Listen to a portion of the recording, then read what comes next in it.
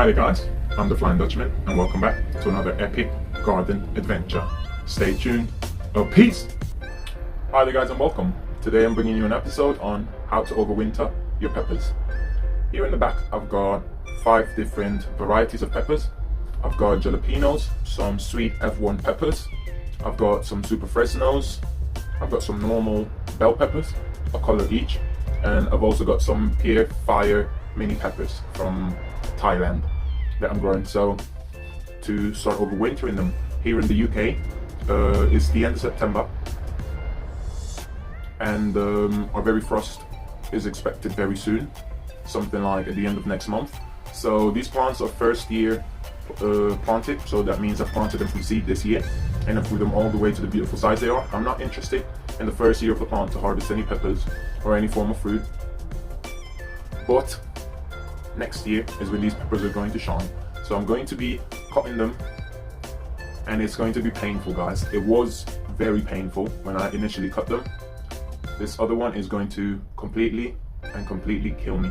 So a few things that you're going to need is some fertilizer, because obviously once putting these plants through so much stress, you're going to need to give them some food, some water, and have them ready to sleep all the way through until next year, and hopefully none of them die on me. So we're going to start by removing all the leaves and all the excess growth on the top. So I'll bring you guys back, hold on tight, and get ready for another adventure. Hi guys, here we have that sweet pepper I was telling you about. It's a F1 snack orange pepper. I don't know if the camera can focus on that, but it's a sweet pepper, an F1 snack pepper. I grew these all the way from seeds, and that is what they look like. They're very nice and juicy peppers. Guys, they're very flavorful. So the missus likes them, I like them. So I'm going to be keeping this healthy plant for next year. So pepper plants, guys, if I might just remove this leaf to show you guys. So pepper plants grow straight, all the way straight, and then if I could get you a bit closer here, I'd show you guys when I bring you up into the close-up of what it looks like. Hi guys, I'm back and I brought you in on a different angle so I could show you the Y as it splits up, and then you have that third stem over there. So it's like a pyramid, the top of a pyramid. These 3 stems all come down to the same point of what it looks like.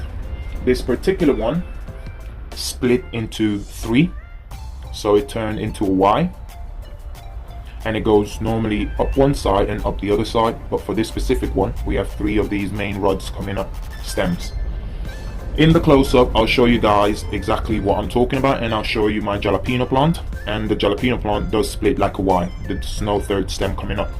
So what overwintering means is, because these are perennial plants, guys, they produce more than 1 year. So if you live in a milder climate, you could get away with leaving these outside. I live in zone 8 and it gets really chilly, so I'm going to be cutting these and keeping these dormant in the greenhouse.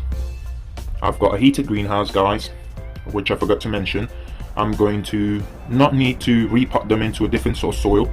This container is an ideal size for overwintering. It's a bit maybe on the big side, overkill, but the root system in here is tremendously big. So another important thing is fertilizers, and we'll be talking a bit more in detail about fertilizers, what fertilizers to use for when you're overwintering your peppers, because the last thing we want is to cut off all the growth, stress the plant, and then have it start feeding it high concentrations of nitrogen to force it to start producing new growth.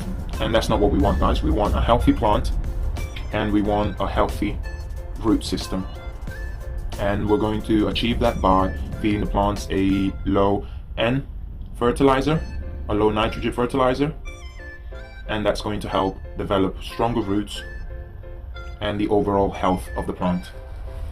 So for this specific one, guys, I've got it tied up to the greenhouse just there, due to it feeling, when it was full of peppers about a month or 2 ago before the infestation, the peppers were just too heavy for the plant to be just supported in this really fluffy medium. So what I'm going to be doing today is I'm going to be releasing this plant off of there and I'm also going to be trimming all these leaves off along with some of these stems. So stay tuned guys, and I'll see you in 5. So when you overwinter your plants guys, you want to leave enough of this stem just above this final node here, which is where it all splits into the Y, or even in some cases 3 or 4 different stems. So we're going to be wanting to do our cuts above this very final node. Maybe for some of you guys it will be further below here. For me it is all the way up here, and that is due to me not topping up the soil in this container to hide a bit more of the main stem. So just above here guys, we're going to find a leaf node, another leaf node, and then our Y carries on to the top. So what I'm going to be doing guys, because I'm going to want these to produce relatively quicker sets of leaves and stay at a certain height. So my ideal height for these plants is going to be about about 2 feet off the floor. So to make that easier for you guys, it's going to be about 2 feet, 1 foot from that node, that first node where it splits off into different stems. So I'll just use my hand to measure, and the measure roughly gives me 1, 2, and 3 nodes. And this node had just bear with me guys and I'll show you. So this node up here had another stem going off that way. What I'm going to be doing guys is I'm going to be removing all the leaves from this particular one,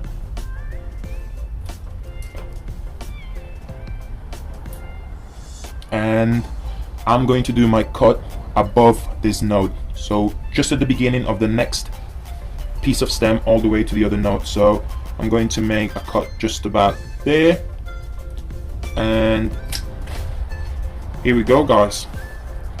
That is a significant amount of growth that's just been clipped off.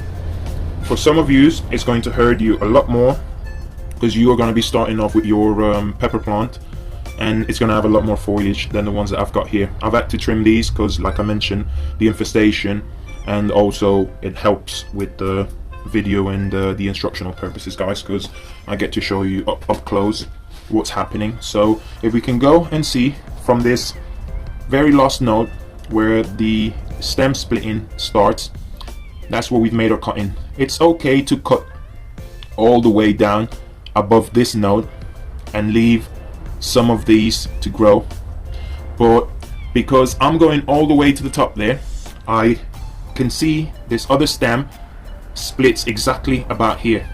So what I'm going to be doing with the next stem is I'm going to cut it as close to this cutting as possible. So the next node is just about there, but that is not all the way below. So what I will be doing is I will be cutting that top one there,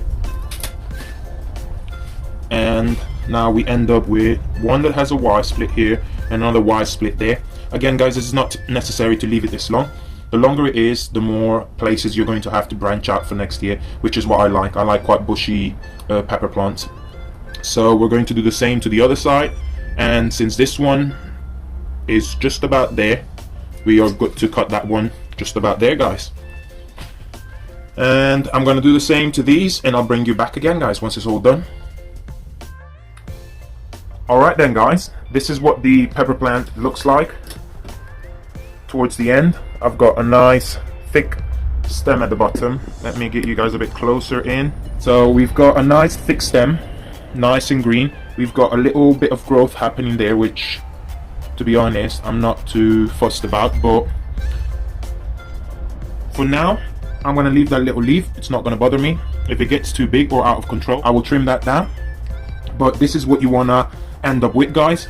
Not necessarily this size, but yours could be a bit smaller, as long as you leave one node on each Y for the new growth to start from next year. So in my case, I could have gone and trimmed these all the way to this one, or all the way to this one, and all the way to this very first one, and just ended up with a very short Y. But because, like I said to you guys, I like quite bushy plants, I'm going to be keeping all that growth Here I've got the Jalapeno plant, which I'll be overwintering as well. And I'll show you guys about the Y. So this is just the Y, like I was talking about earlier. It is just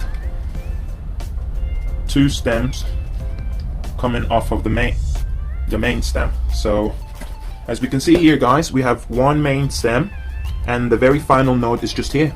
And this splits into 1 stem that splits into another Y, and another stem that splits into another Y. So just like earlier, the F1 snack pepper, I trimmed down some of these new growths. So what I'm going to be doing, guys, is I'm going to be leaving it up to the Y node on this one, and I'll be doing exactly the same thing here. I'll be taking off this leaf node, and I'll be trimming the pepper plant just about there, where that is all the growth that we're losing. So you guys stay tuned, and I'll bring you in for the Super Fresno, which has grown beautiful as well. For this one here, we're going to leave it at about the same height as all the other ones, and that equals just about here. If we can remove these excess leaves that aren't needed, I'll go ahead and do my cutting just right there. And again, guys, you can cut these above the node, or you can cut these below the node. Either way, you'll get some growth out of it. As long as you have a few, 1 node or 2 below, you should get growth from these leaf nodes, which is where the peppers are produced from. The Super Fresnos are known to be a very prolific pepper, so you get a lot of peppers. I'll be taking off the other one, which has grown 1 just here, guys. There we go, guys.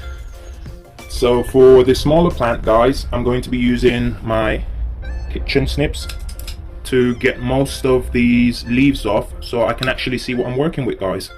But I've allowed it to grow this wild. So I'll leave you guys with this beautiful song to listen to whilst I fast forward through this with the magic of editing, and I'll see you guys back once I've taken all these leaves.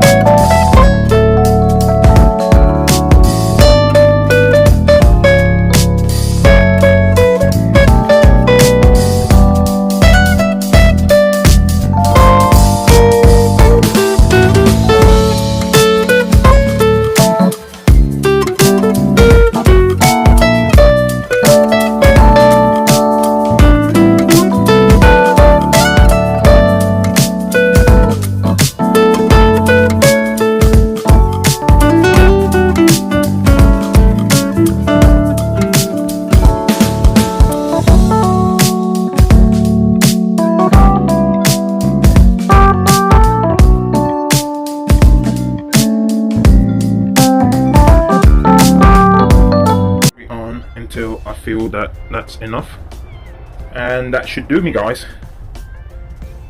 So I've finished with the Pierre Ferry.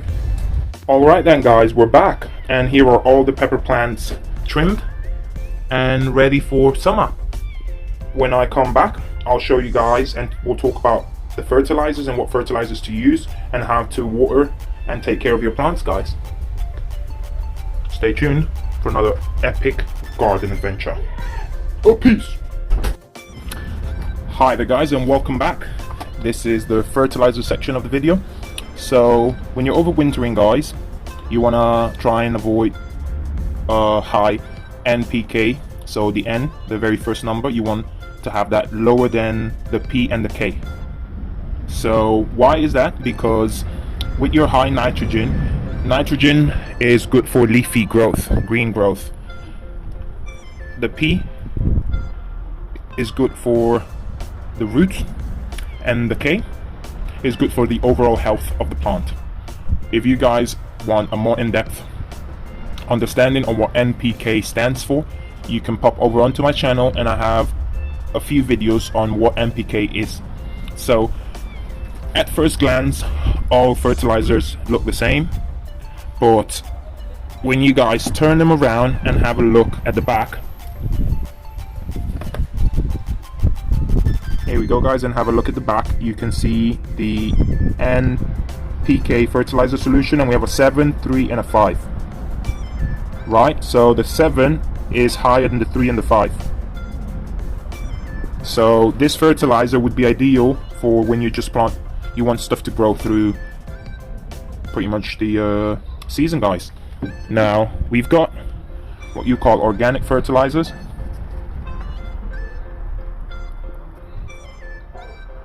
These are the back. This has got 4%,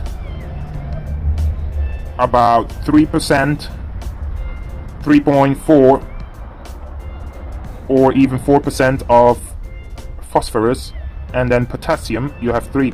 So we have a low number there and equal numbers on the side. So this would be a very good fertilizer to use, and it's also organic. But what I'm interested is in the tomato feeds. Obviously guys, by the way, this is not a sponsored video by any chance, but if Levington or Miracle Grow want to sponsor me, I'll be more than happy to receive anything regarding gardening, guys.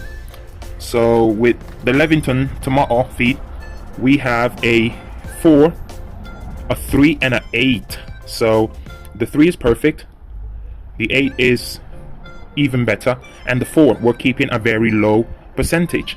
So between these two guys, I would personally choose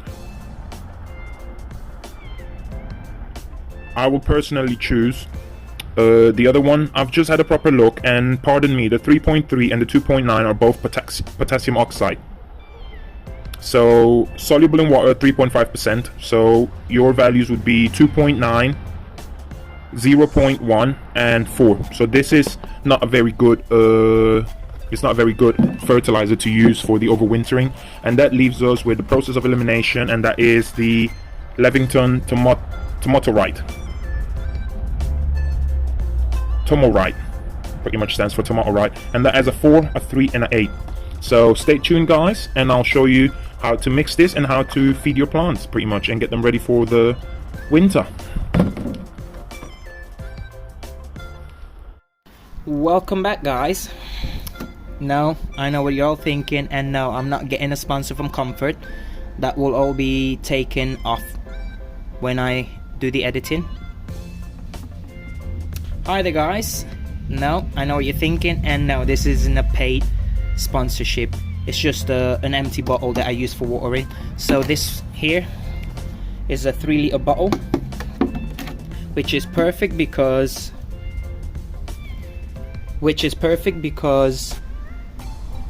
our fertilizer wants to be mixed 20 ml in 4.5 liters. So if we divide that by 5, it is 5 mils per liter.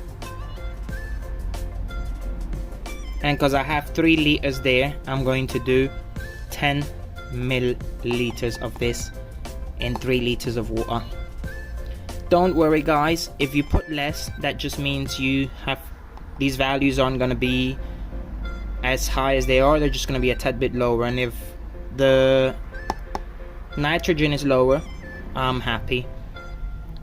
Phosphorus and the potassium are going to be a tad bit lower, but this is high in phosphorus and potassium, mainly potassium, so that should be good guys. So I'll get the spray bottle ready.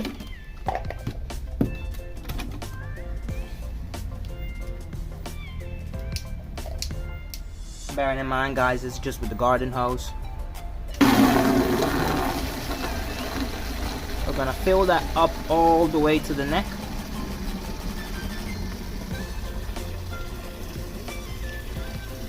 Get it all the way past those 3 liters it holds in, and we're gonna get it to round about there in water. We are almost there, guys.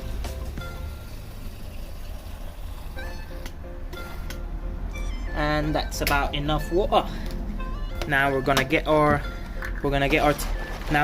tomato feed, give it a good shake, and we're gonna pour 10 milliliters of this tomato feed.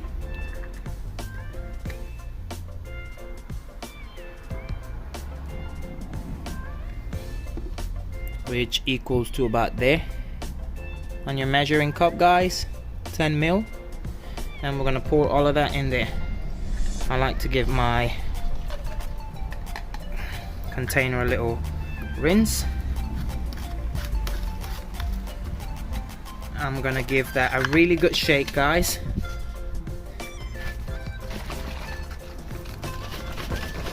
And I'll catch yous all back in 5. Hi there, guys, we're back. We've got our fertilizer mix, and I use a measuring jug, about that amount. This is an old candle, a glass candle that I melted off, took all the wax out, and this is my portioning for how I feed my peppers during the winter. So we're going to fill it up all the way to the edge, and we're just going to gently caress that for the peppers, only feeding them when the soil starts to become visibly dry. Here's the F1 snack pepper, which also will be receiving some water, some nutrients, and we also have got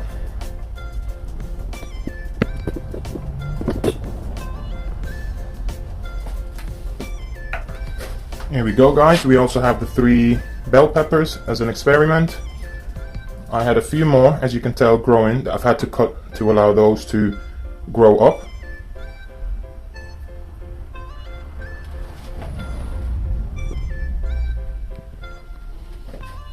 And over there we have the Super Fresno, and we also have the jalapenos, which I've watered now for their overwintering. Alright then, guys. Thank you very much. So guys, thank you very much for the support, the love. I'm the Flying Dutchman. Peace.